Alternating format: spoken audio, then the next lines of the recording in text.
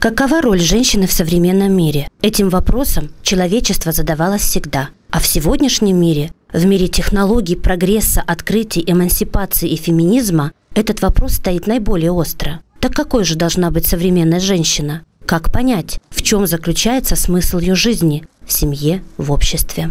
Ее роль, наверное, недооценена, но фактически она достаточно велика. Как спокон веков оберегать и поддерживать семейный очаг. Значит, женщина играет, я считаю, в обществе второстепенную роль. Первостепенную всегда играет мужчина. В доме, если взять, женщина всегда должна оставаться женщиной. Это мать детей, рожать и смотреть, и все остальное. Я вижу, что на сегодняшний день женщина начинает занимать активную позицию не только социальную, но и политическую.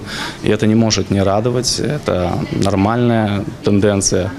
Но, конечно же, традиционно мы видим женщин как хранительниц наших очагов семейных. И я считаю, что это замечательно. Конечно же, мы живем в обществе, где равноценно относимся и к мужскому, и к женскому полу.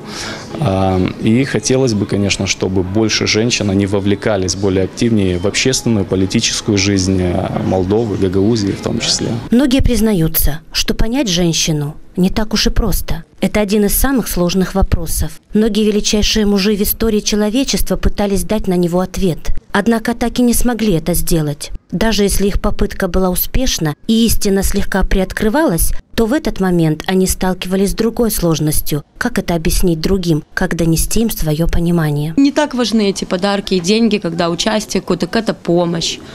Не знаю, я по себе сужу, по своему окружению, думаю, что так. Самый лучший подарок, мне кажется, это цветы. Это все говорят, мне кажется, цветы, больше ничего и не надо. Подарки – это не главное, чтобы были рядом и любили, я так думаю.